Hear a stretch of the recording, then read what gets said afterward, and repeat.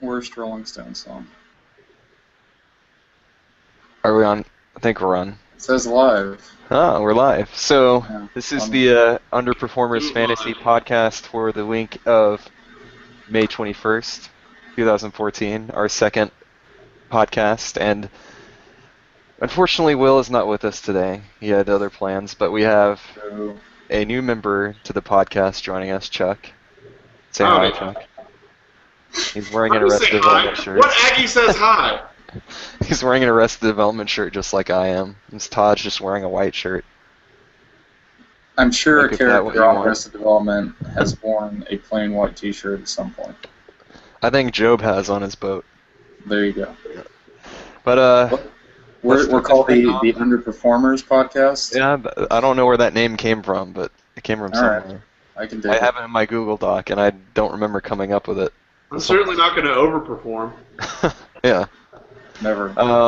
Todd wanted to talk about his boy Edwin. Oh man. I'll give him some Straight time. out of All the gate. caps. All caps in the notes, Yeah. I must say. Man, I gotta give myself Edwin Encarnacion. All right. How do you have 8 home runs already? Because of him, basically. Edwin Encarnacion. Regular listeners of the podcast and participants of the league The three people. may recall that a couple weeks ago there was a trade being processed as well as discussed on the podcast involving myself and a certain Will Sullivan, who's not here at the moment, whereupon I traded David Wright to him in exchange for him giving me Edwin Encarnacion. Now, this was seen as a pretty well balanced trade in terms of value, but maybe David Wright had a little more of an upside, or a little more value because of positional value, being a third baseman as opposed to a first baseman DH. Both players had injury histories tacked onto them, and both had slow starts. Now, if I recall correctly, and this is not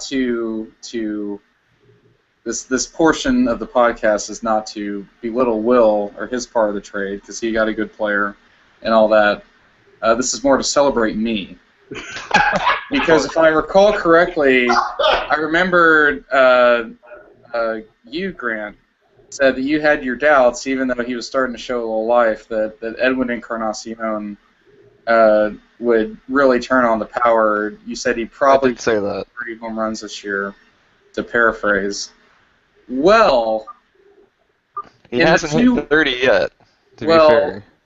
Yet you're correct that he hasn't hit 30 home runs in the past 2 weeks since the previous, because that would be pretty extraordinary.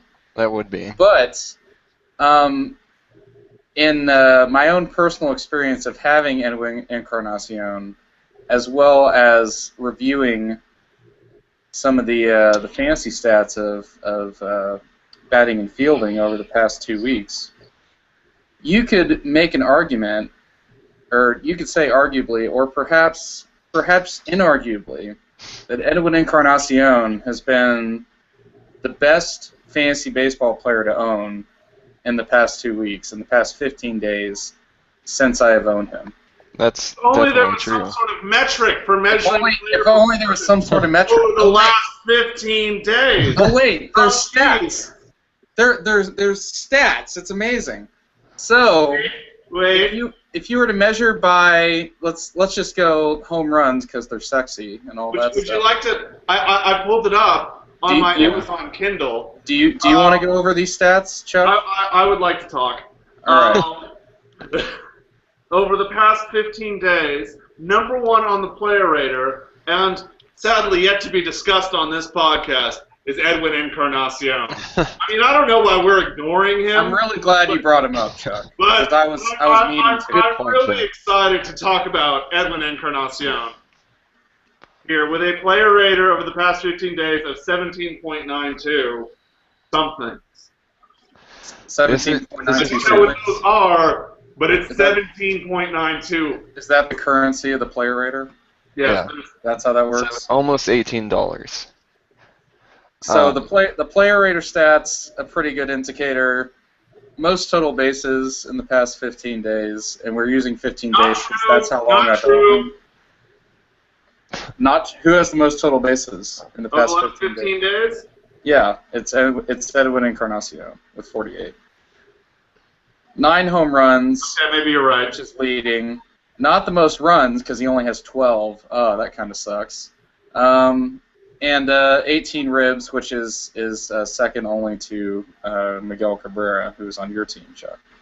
So while this tear that Edwin has been on certainly will not last at this rate, I think it is safe to say at the moment that he's back, and that I'm enjoying the fruits of his labor. Well, it was his thumb. It was his thumb that was bothering him, so I guess that's fine now? I guess it's fine.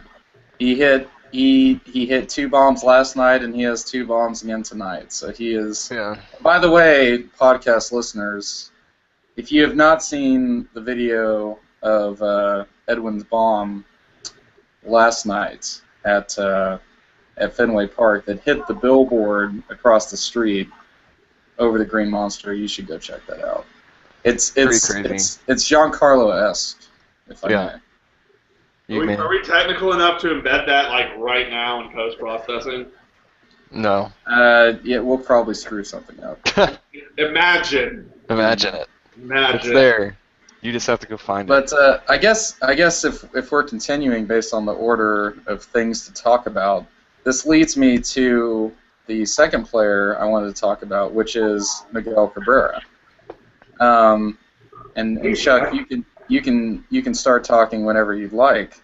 But Miguel Cabrera has over the past couple weeks really refound his Miguel Cabrera-ness, and has been the second best player to Edwin Encarnacion to have. According to metrics. According to metrics. He is 17.52 something. Very close. Yeah. But yeah, I mean, he's. I don't know what the hell is happening at the beginning of the season, but he's the Miguel Cabrera we knew he was going to be. I mean, right. I'm glad I didn't do anything rash. I was like, just fuck it, trade everything. For a moment there, and then I didn't do anything. I highly doubt you ever came to a point where you were going to trade him. I considered shopping Miguel Cabrera. I'm not gonna lie. Really? No. Yeah. Well, and what were you possibly going to go after? It'd have to be like a first and a second round pick. I mean, because you've got to know, Mike Trout usually is like the number 1 player, and then usually it's like Miguel Cabrera, and then it's like everybody else. And that's just. Go ahead.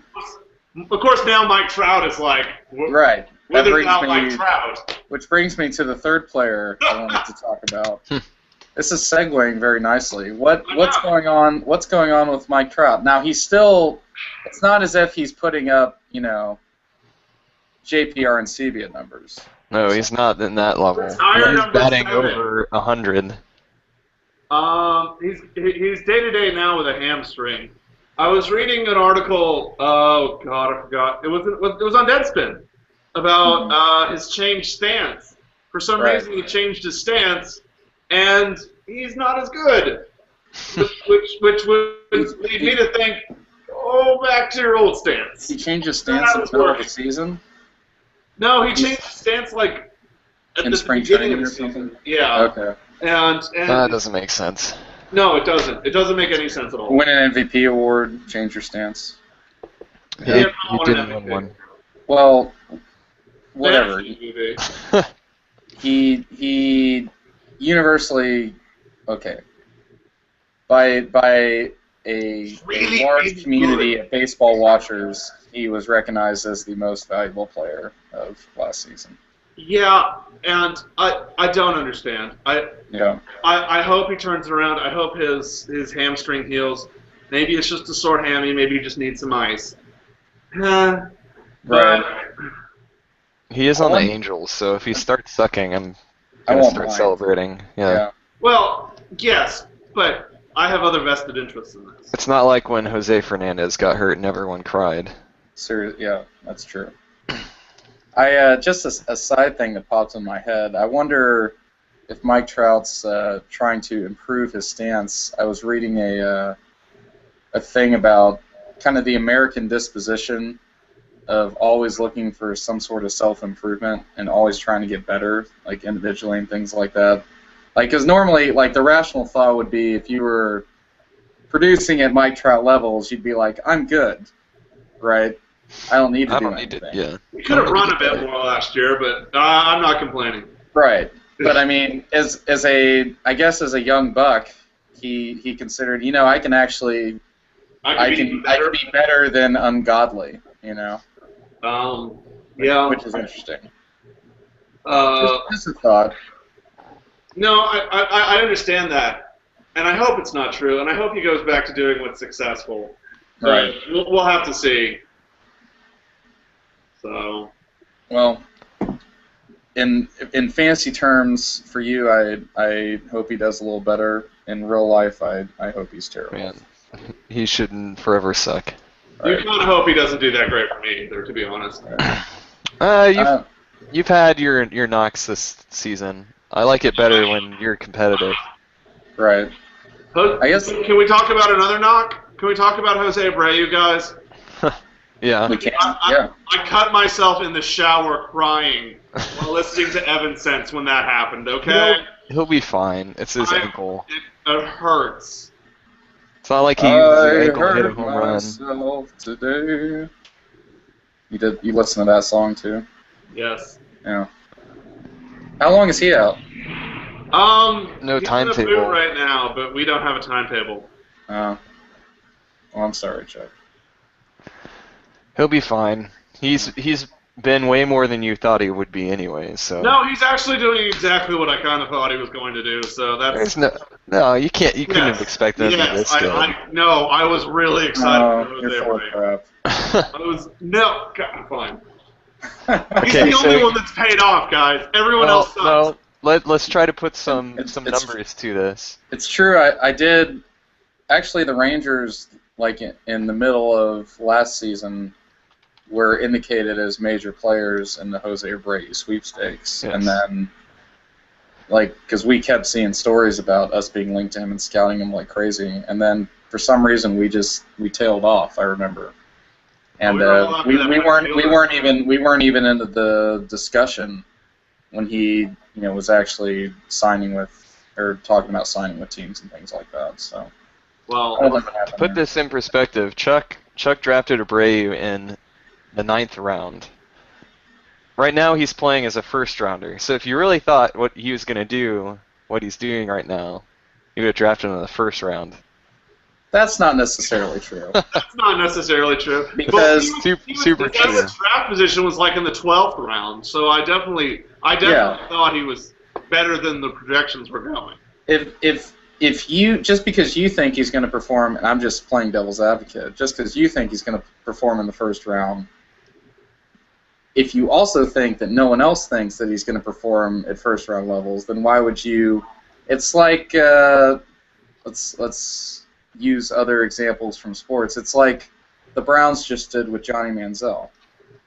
They wanted Johnny Manziel, but they weren't sure at what price. But they decided that everyone else was going to pass on him too, and waited till later to get him. And that's what it sounds like. That's what I'm framing that Chuck did with Jose Abreu. That was kind of the point. Right. Oh, but you have gotten really lucky with him. Well, now if I could get rid of, I don't know, Jed Jerko and Billy Hamilton and take all those decisions back, God bless me, I would. Right. Well, one more player before Chuck kills himself. One more player I wanted to spotlight was the return of the former ace of the Domingo Eritines from last year. Now on Will's team, the Shin-Chu-Chu Shih Tzu Zoos. Is it Hashishi Iwakuma? I guess I should know how to say Hisashi. Hisashi. I don't know. Hisashi. I speak American, okay? He's had 4 outings since his return. His first outing was okay. It was against the Astros, strangely enough, so probably the worst opponent. He went 6 2/3, gave up 4 runs and such. But ever since then, the next 3 outings, which were against, I guess, arguably better opponents than Houston, in Kansas City, Tampa Bay, and your Texas Rangers, 8 innings in each start, no more than 6 hits, and the only start in which he gave up any runs was against the Rangers. He has been pitching well, but those 3 teams are pretty inept offensively. They are, but they're better than the Astros. Yes, they are. But those 3 teams were very good last year offensively, but not so much this year. Sure, but this is a guy coming off a long absence and injury and all that stuff. Yeah, what he's done yes, he was not very facing the Oakland Athletics or the Detroit Tigers. I'm saying it'll be interesting from a baseball perspective to see how he continues, considering the numbers he put up last year, which were, top 5, top 10 AL pitching numbers. He could be a sleeper Cy Young candidate if he keeps it up. And Will, who is a team that has needed a little pitching, gets that boost back for him. What's pitching? Right. So I spotlighted a couple hitters. I wanted to spotlight a pitcher that was making some noise. His next start is against Houston again, so we won't prove anything for a bit. Right. But yeah. Anyway. Springer will hit 3 bombs off of him. All right, you heard it first, folks. He'll spring 3. Call is in. Springer dingers. Now, he will get sprung. Oh, go ahead. I just said he will get sprung. I was making sexual innuendo. Innuendo. Anyways, now do you think that he is the best pitcher on the player rater for the past 15 days? No, I don't. You know who is? Who is? I don't believe this. Also, newest member of the Rhythm Industries Priest Fighters, Dallas Keuchel of the Houston Astros. Keuchel, whatever. Yeah, no, I saw his last 3 starts. He's been pitching very well. And his numbers for the year are pretty damn good. Yeah. Yeah. I mean, again. Did you just pick him up? Yes. I was gonna say he was a free agent before. Thanks to the Amazon Kindle, this podcast brought to you by Amazon. Hey, they don't give a shit. Don't give them a plug. Yeah. This Kindle provides maybe they will now. Michael has been really good for a while, but looking at his numbers last year and the fact that he's on the Astros, I couldn't pull the trigger. But he's bounced around on a lot of our teams so far early this year. Yeah. I'm desperate and I need him. Well, I'm even more desperate, but I was still not desperate enough. I think he will be a pretty good pitcher the rest of the way. He's just not going to get a lot of wins out of him. Nah. That's the drawback with an Astros pitcher. Or a Rangers pitcher. That's true. Let's see. We wanted to talk about, of course, something that's been huge in baseball recently is this epidemic of Tommy John surgery that's been going on. I don't remember the last number, but I know it was up in the 20s in terms of pitchers that have had to undergo the knife so far this season. Getting plastic surgery? Yep. Well, they might as well have it while they're doing it. Maybe Mesoraco can get that sort of injury and fix his face at the same time. As long as Jeff Carson's never gets plastic surgery. He was gifted with such a beautiful face. Because of all these injuries, I started reading a lot of articles about different theories as to why we're seeing, this uptick in UCL injuries, and some of them were pretty interesting. I think I sent one of the more interesting ones to most of my baseball friends, but the guy's contention is that there's a very specific way of increasing the pitcher's velocity that is being taught in the minor leagues right now. Mm-hmm. That's getting their arms started a lot later than they should, Mm-hmm. and causing their elbow to basically act as like a spring, and using the UCL to like stretch their arm back further and give more velocity. He thinks that's the main reason why people have been tearing the UCL more. Mm-hmm. That was the most convincing thing I saw, but there's some other things about just kids pitching too much and not playing enough other sports other than baseball, just playing baseball all year round. But I'm not sure if I completely believe that, because I haven't looked up the stats, but I'm sure there's pitchers that have gotten UCL injuries that weren't just pitchers Right. growing up. And most notably, Jose Fernandez. Baseball's the only sport in Cuba mostly, but I'm sure he didn't play it all the time, coming from a very poor family. Right. It's probably not something he had access to all year. I don't buy that as an argument either, because if anything, I think there's more protection against, growing kids being pitched too much or anything like that. If you recall watching the Little League World Series, when was it in like August or something that it comes on? Yeah.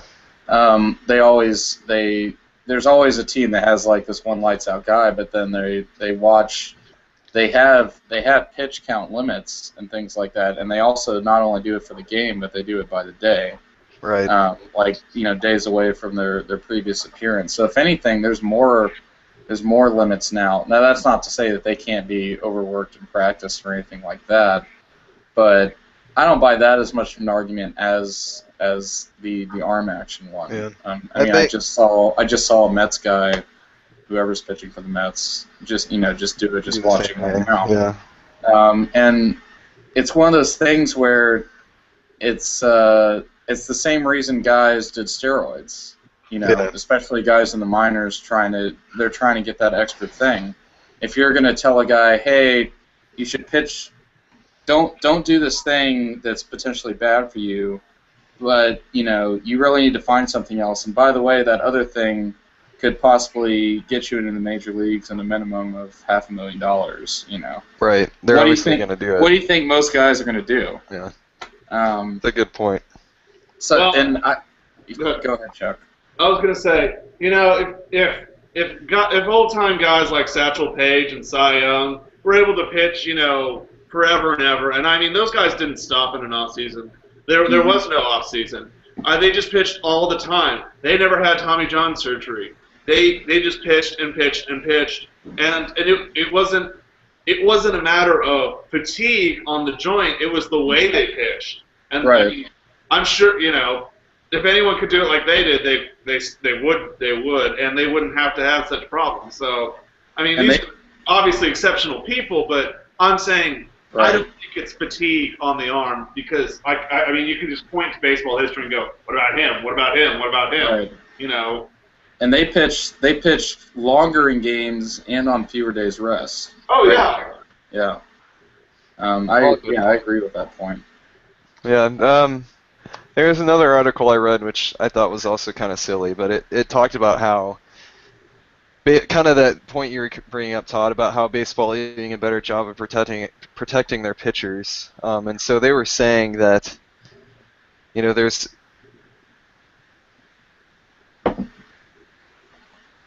Grant. Yeah.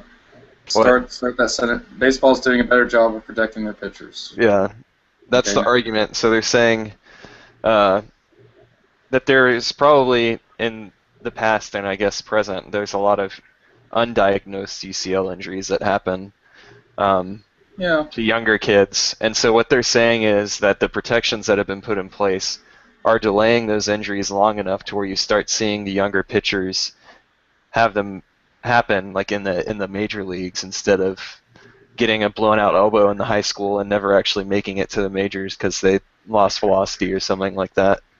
But I think that's also, it might be happening more, but that's no way to account for all the stuff we've been seeing recently.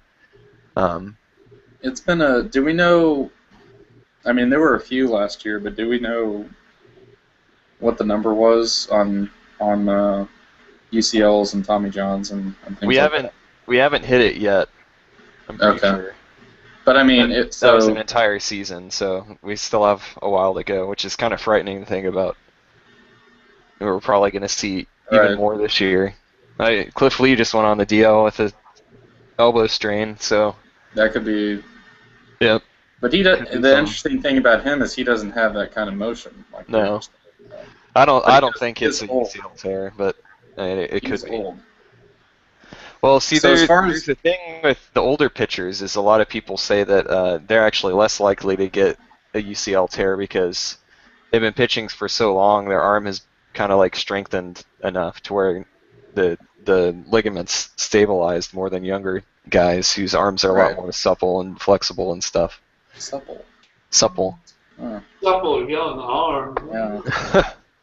Anyways, going off of this whole injury thing, I think it's going to be interesting moving forward because there's going to obviously whatever happens in the game has some sort of fantasy impact, and I think you're going to see people less likely to draft younger pitchers, in the higher rounds because of this devastating injury, myself included. And Jose Fernandez was my guy for last year, and I was excited to have him on my team this year, but where I drafted him, having him out for the whole year, it's pretty much decimated my chances at doing something. I mean, it's like losing. He was performing as a first-round pick, so it's really like losing the ace of my staff. No, Um, you definitely lost an ace in him. yeah. So And I maybe, think you're going to see people avoiding, not completely, but it's going to affect the draft ranks of younger pitchers some, I believe, until they figure out what's happening. well, maybe it's more just a thought that sprung into my head. Maybe for people drafting younger pitchers, rather than behaving more like sabermetricians and looking at numbers and advanced stats and player raters and things like that, maybe in addition to that, they start looking at video Yeah, of guys delivery and throwing, stuff. like scouts and stuff like that, Yeah. and say, this pitcher's putting up awesome numbers, but he has, a huge potential for injury.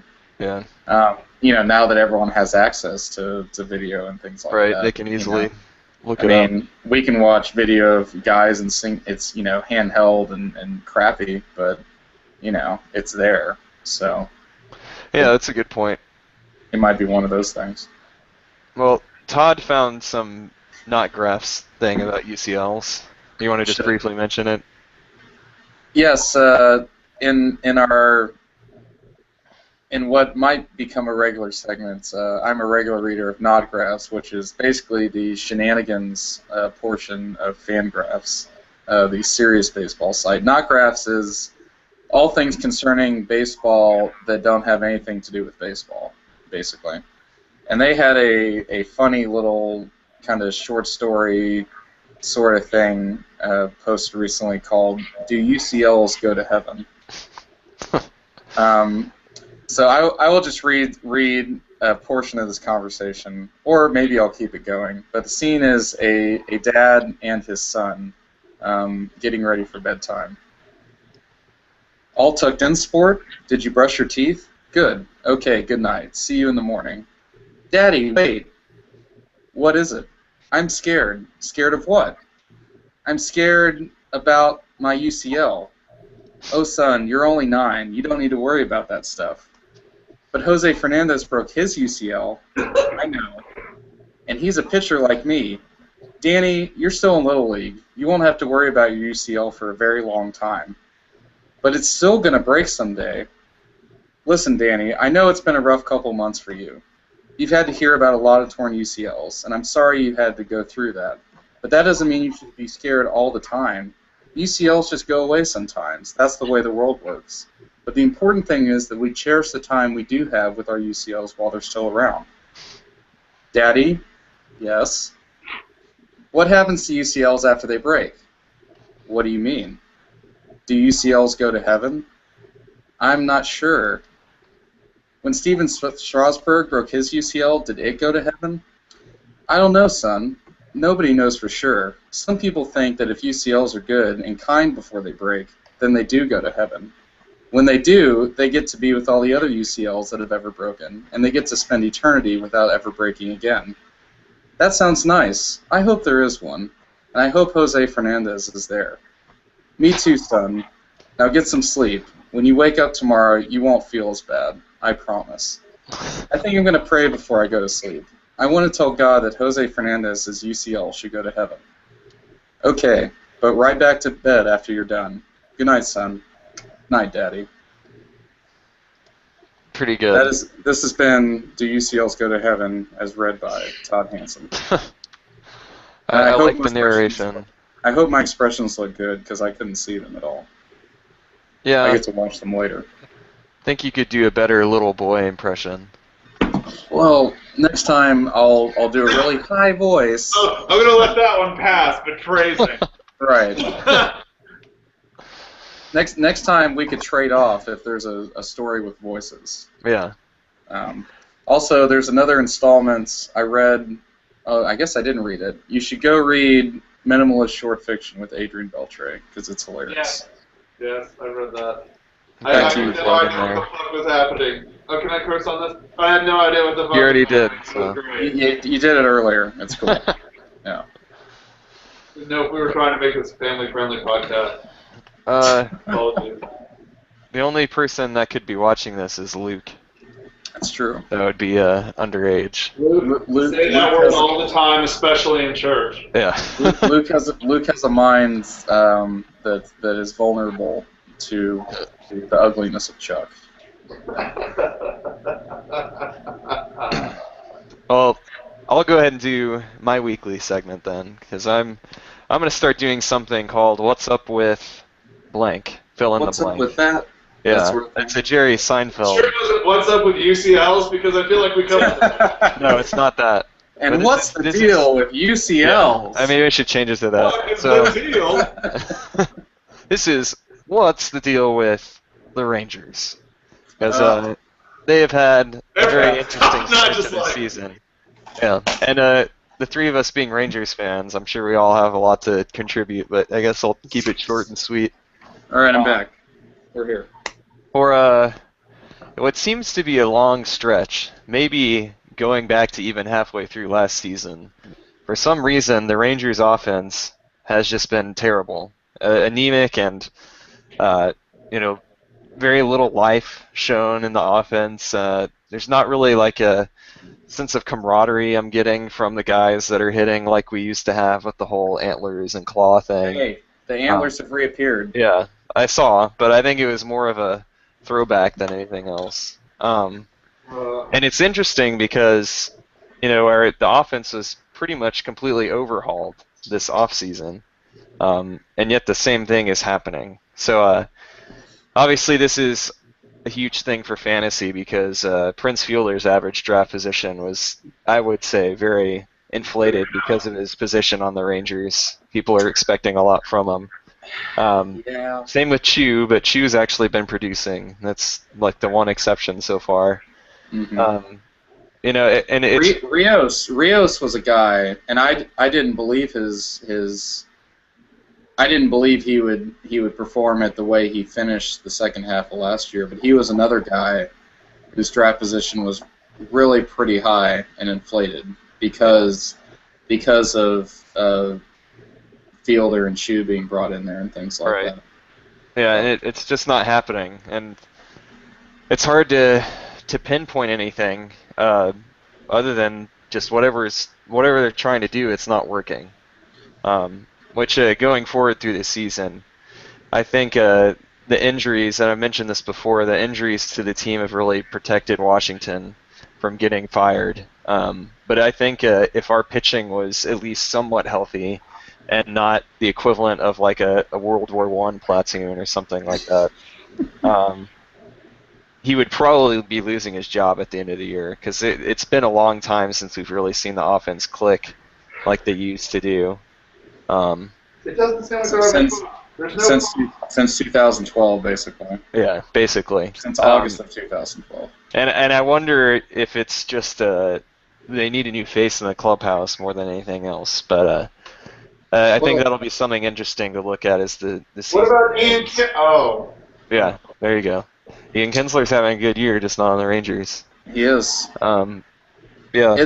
it's as far as the new face in the clubhouse sort of thing. I mean, bringing in new players of that caliber, like Chu and Fielder, suggests that it does those. It's not the managerial voice, but they are pretty big veteran voices to bring in. I also wonder, it might go back a little bit to the reconstruction of the ballpark itself and you can say the that. elimination. Well, teams are outscoring the Rangers, so it's not the ballpark. I know that, but just from a Rangers offense perspective. Yeah, there's not as many home runs. You look at Fielder, who knows what will happen with his neck and whatnot, but when everyone was saying, oh, he's about to get going, he's hitting the ball hard, things like that, or he just misses it, he looked pretty interested, Chuck. No, I disagree. Yeah. I'm just like he was hitting when he was either rolling over to second, which was frustrating, or he was hitting these kind of deep pop-ups to right field. And not that the construction of a stadium and wind effects and everything and it's only a percentage of the story and the effects and everything. It does definitely fall on the players themselves. But I mean, the ballpark is clearly, from what we saw last season and what we've seen so far this season, not just with our team but with visiting teams, it's not the launching pad that it once was. So I wonder, from a standpoint going forward, it makes having a Rangers offensive player on your team less of a default value than it was before. Yeah, there's definitely a fantasy impact there. But yeah, in terms of non-fantasy, that's a moot point. That shouldn't affect the way that the team performs. Sure, we need to hit the damn ball. Yeah. That's true. But that is a good point. We've discussed a little, how does lineup construction go into it, which is very little. How does you can look at what Wash does with his tactics of bunting and all that stuff, but really it's just that the guys haven't done it. So whose fault it is, we don't. It's the players themselves. But as you said, someone other than the players will get the blame for it. Right. And the first guy in the line is the manager. Yeah. So, it's fun stuff. The other point I wanted to make was the Rangers farm system, as touted as it is, being one of the best. I don't know the last rankings, but so far, and I'm not saying we've called up the top prospects by any means, but so far in the last 2 to 3 years, the people that have been called up have been kind of underperforming in terms of what people have projected. And we've seen... Are you there? Tanner Scheppers, who... What? You kind of hung up there. Oh, yeah. I think my internet is being spotty. Anyways, I was talking about... We've seen Tanner Scheppers. And Robbie Ross, two guys that people have pegged to be figures in the rotation going forwards, really struggle with it this year, and the organization has basically told both of them that you're going to become relievers, at least for this season. Right. And then you've got guys, Profar hasn't had a lot of time to play yet, especially at one position. But even so, his time in the majors last year was pretty unimpressive. And but there's a couple things at play in terms. First of all, the Rangers system, they are still touted as good developers of talent and things like that. And of course, we've especially been good at middle infield for that's one my specific point, position. But I'm not sure if we have been. The Rangers system is, I mean, you remember a couple years ago we kept getting named like number 1, number 2 by Baseball America for like 4 years in a row.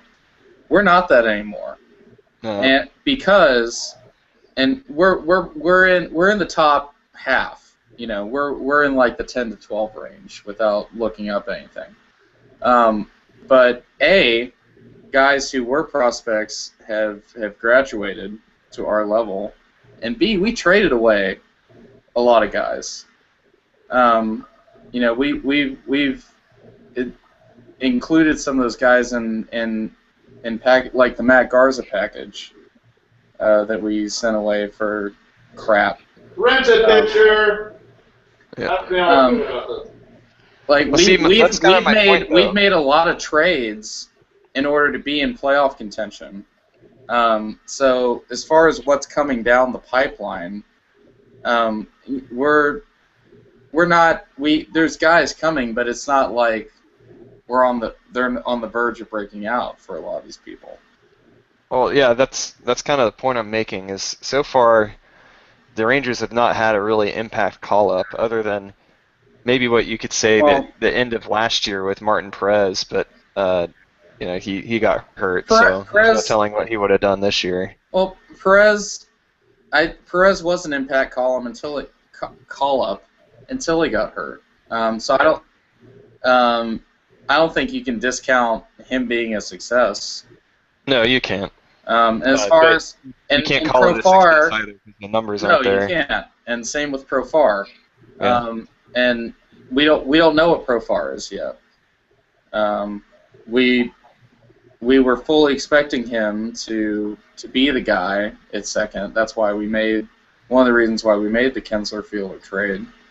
And so the thing is, we don't know because there's so many damn injuries. Yeah. You know. Well, I think, and kind of connecting my 2 points, I think what the offense could really do with is, I don't want to say a Puig type player, but maybe an impact like when he was called up. Somebody that just starts hitting the ball even though no one else is, and it just kind of catches some sort of contagious hitting bug. So Kevin Kuzmanov? Right. Yeah, maybe when he comes, he was actually driving the offense when he was healthy, so it's a point to be made. Yeah, but it looks like Odor is not going to be providing that. Odor wasn't supposed to appear. Right. No, he wasn't supposed to be up here at all. He's not supposed to be playing this year at all. No, I'm just saying it's not going to happen with him, and we don't really have anyone else that's close to being ready at those levels. So, anyways, it is what it is. Rangers struggles. Todd wanted to talk about some data analysis he did with some pitching stats. Well, to preface, I didn't do some sort of new formula data analysis or anything like that. I didn't make a complex spreadsheet like a certain John Button would or anything like that. But I was thinking about, Brian Wilson and his beard just entered the game for the Dodgers. I was thinking about looking at statistical categories. Basically, the correlation or inverse correlation that should exist between a couple of our pitching categories. We instituted this year, instead of the hit batsman category, which I loathed, I was able to persuade the league. I believe it was in exchange for the return of RBIs, if I remember correctly. This is true. Yes. The benevolent but also selfish commissioner that I am, I wanted to replace hit batsman, and we replaced it with this home runs allowed category. That's a good spot. Which has been, I think, a pretty decent wild card category so far. But you would basically just baseline expectation. If you have a bunch of pitchers throwing more, and most pitchers on a given day perform around the same, right? Any pitcher any given day is probably going to go 6 and give up, 3 or 4 runs or something like that. Some of those are going to be home runs, and basically you would expect that the more pitchers that a team uses, the more fantasy team. The more pitchers a fantasy team uses, the more home runs they would inherently allow. But the benefit of that, and the reason why in fantasy baseball leagues such as ours own, we see pitcher streaming and things like that, is that you can get more strikeouts, you can get more quality starts, and provided the score is going your pitcher's way, you can get more wins. That's why pitcher streaming exists, right? Yeah. So I was kind of wondering, based on the if you go to the standings page in our league, it has the records of our teams, but then you can also sort it by categories and see who's doing better at what. Basically, if there was the inverse correlation that I just described. And it's interesting because for the most part, if you just go and sort it, and I made a really simple little table that doesn't need to be shared. If you go and sort it with home runs allowed, and then look at who's last in home runs allowed, who has the most strikeouts thrown, and who has the most quality starts, Grant, that's you. And Grant, you've been a guy that's done a lot of pitcher streaming this year. Well, more so than normal with all the injuries Right. I've had. But yeah, and I'm not condemning the activity or anything like that. It's a strategy. But you have consequently had the most quality starts in Ks, but you are also last in home runs allowed, which you can. That's obviously two categories against one, but it's something that matchup by matchup you never know what's going to happen. Then you look at the other end of the spectrum, and you look at Elizabeth's team, who is unfooled around with, as we know, and has mostly relief pitchers on it. Is number one in home runs allowed, meaning she's allowed the least amount of home runs this year, but is also dead last in strikes and quality starts, because they're mostly relief pitchers and things like that. But then I wanted to kind of see, okay, who's not following the trend? So basically, if you had a lot of home runs allowed, if you were towards last, but you were not benefiting from having more strikeouts and quality starts. And two guys that I looked at as far as having a weird sort of correlation between them, and maybe it's not that weird because they're kind of middle of the pack, were Will and Chris. Will is seventh in home runs allowed, but only sixth in quality starts or sixth in strikeouts and fifth in quality starts. And then Chris was sixth in home runs allowed, but seventh. Maybe Chris was the better example. Seventh in strikeouts and seventh in quality starts. Then you look at the one guy, and this speaks to his record, who is bucking the trend in a positive way. Brad is third place in home runs allowed, strikeouts, and quality starts. So he's getting some really quality starts out of the guys from his team. He's getting good numbers out of them. He's getting a lot of strikeouts, and they're not giving up home runs. And compared to the rest of us who are getting strikeouts and quality starts, Brad is doing a lot better at also getting that category. So I just found it interesting in terms of the normal fantasy implications of having more starters and being able to either pick really well or have a bunch of good luck with that. And I don't know if y'all had any thoughts about that in the category. It's pretty much exactly what you would expect, but yeah, you definitely have some statistics there to back up what Brad's team has done so far. And I at the beginning of the season, it's the guy who I voted for, and it was definitely based on his pitching. So his pitching is living up to what they're supposed to be doing, and his record definitely shows it. He's had a great year. He's had a great year from Cueto so far. It's basically been him, Wainwright, and I guess let's see. I don't know. He's had a good year. Yeah. Anyway, Todd, how is the No Fun League going? oh, you're already throwing it to me for the No Fun League? Yep. Okay. Well, I have to. Can I cue up the No Fun League song? I don't know if it's gonna play through, but you can try. I can try. Well, we're gonna give it a shot.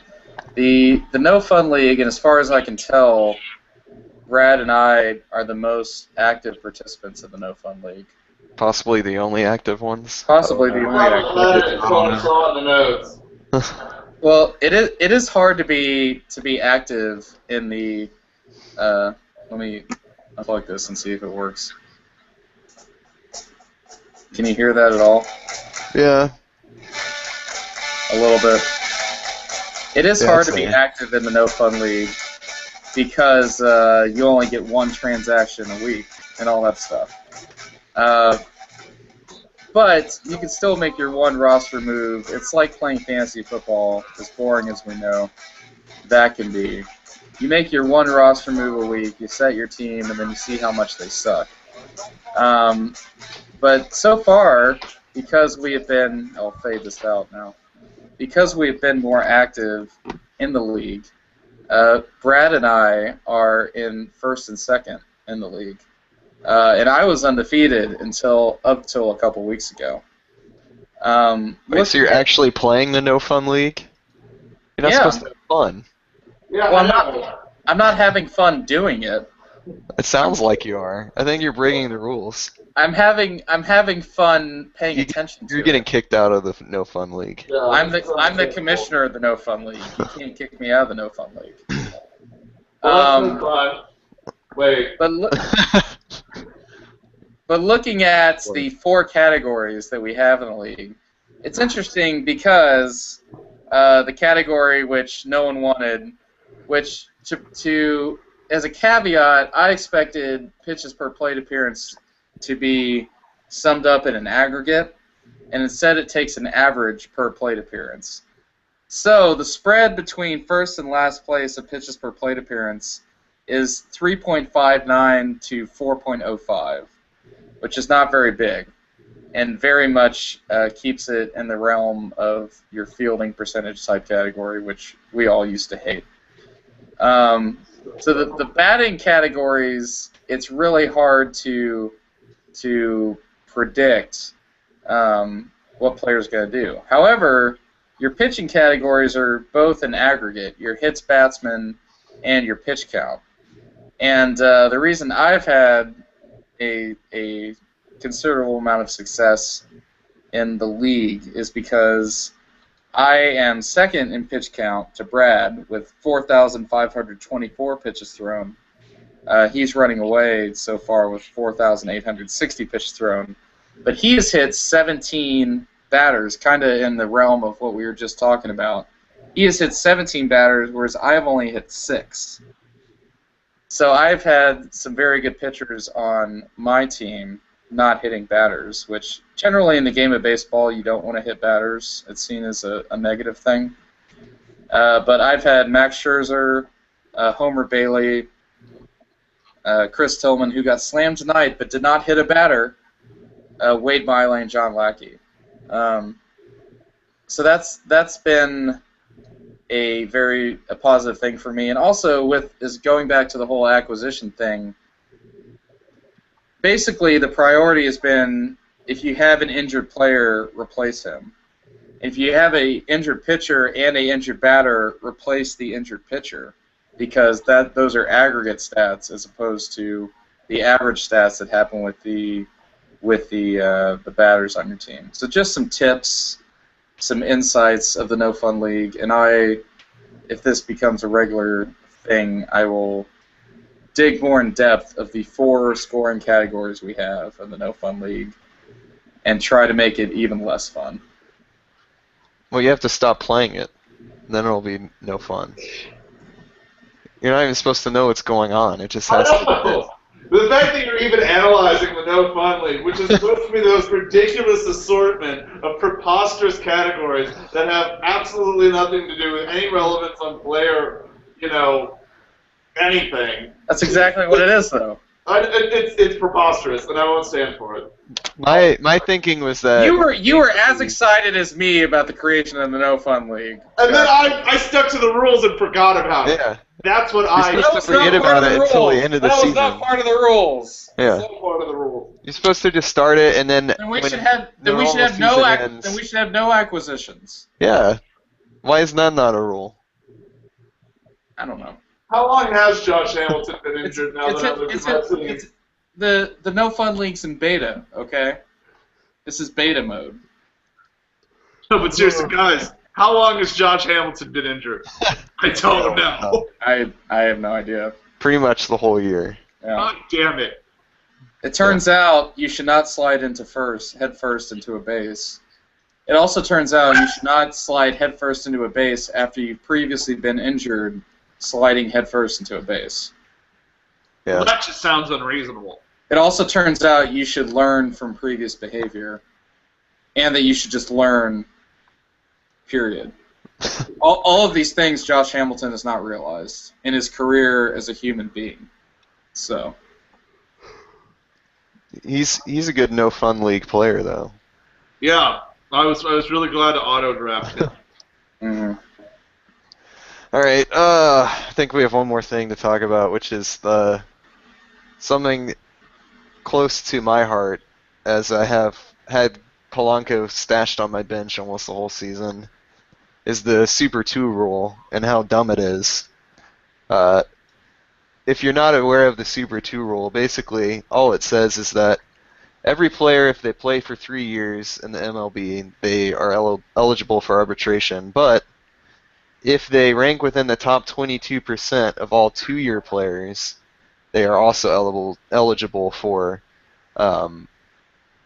arbitration. Meaning, if they've spent so many days over 2 years, and that puts them ahead of the other 80 or 78% of the players, they get arbitration. But anyways, it's been interesting to follow because a lot of teams have set this ironically arbitrary date of somewhere in June, like the second week of June, as being the date, the time to call up those Super 2 players. But really, it's not anything official because I guess the teams kind of agree on it, some unwritten agreement. But somebody started calling up those Super 2 players in June, and everyone else, waited until the end of the year. Then those players would be eligible for arbitration. So I think it's a really weird rule, and I don't know why they don't just have a date set or some other way of doing it.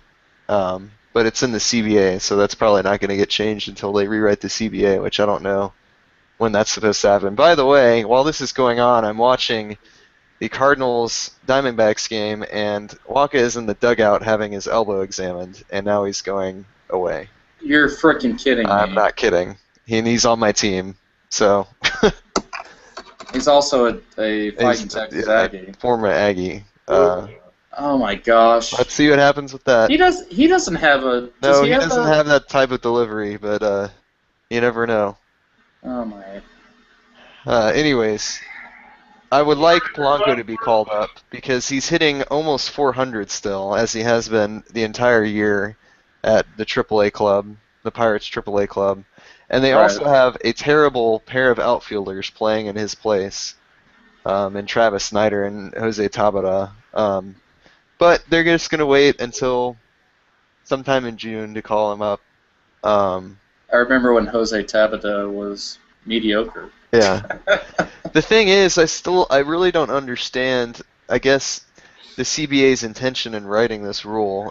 They want to reward the players that okay, it looks like maybe he just fell on it. They're showing a replay of what happened. Oh, that's good. Yeah. But what? Did he fall off the mound? Yeah. Oh no, wait. He got hit by a ball in the dugout. What? Yeah, a line drive into the dugout hit him in the elbow. I don't know how. It must have. Why weren't other Cardinals throwing themselves in front of the ball? Yeah, in a way. Anyways, why is it in the CBA? I guess the intention was to reward those players that do well in the minors, well enough to get called up so they could have arbitration earlier. But in fact, it's almost done the opposite effect because you have guys like Polanco playing like crazy Right. And their teams won't call them up because they want to avoid, starting their clock basically. Right. So I don't really get the intention of it. Teams are going to call up their players when they want to, and I think trying to write it into the CBA is kind of silly Right. because it actually ended up hurting them more. But you've Yeah. got guys like him, and you've got guys like Tavares on the Cardinals. The Cardinals, their offense hasn't been so great so far. He could at least be playing in place of maybe platooning with Alan Craig or Matt Adams or Right. one of their outfielders that aren't doing so hot. Well, I wonder. I guess were Michael Choice to start in the minors, he would have been a guy that would have. Not that he's a top touted guy like Polanco or anything like that, but if he would have been staying in the minors right now and say hitting 350, 400, something like that, he would have been one of these cases. But I guess the Rangers didn't take that approach with him because they were more concerned about filling a spot. We needed him on my roster. But I agree with you that because it's obviously a trend now, and of course the Rays, of course, were the first team to really make a thing about it. Yeah.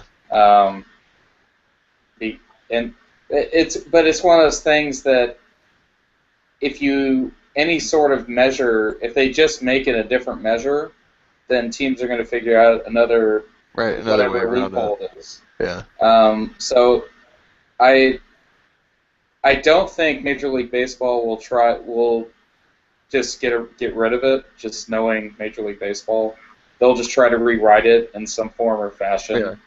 The thing that would make no sense. To try and protect that. You just put a number of days on it. You say after so many days in the major leagues, you're eligible for arbitration. So it doesn't matter when you get called up. Right. That means the teams can call you up when they feel like you're ready, and that also means if you're killing it in the minors and you've made your case, they're able to call you up. If they think that you're still gonna have teams not calling up guys if they suck because that's their best interest. But you avoid this weird date of middle of June sometime. Right. It won't be as much of a contract. Right. Money saving thing. But I guess I don't know how the contracts in the MLB works, but I guess their contracts do run season to season. So I guess that's the main problem with doing that is if you have a guy who meets his 3 years or whatever in the middle of a season, what do you do? Does the arbitration start then, or you wait until the end of the season? So it's just weird. But of course, baseball is weird. The only sport that does something like this. So baseball is weird. That's true.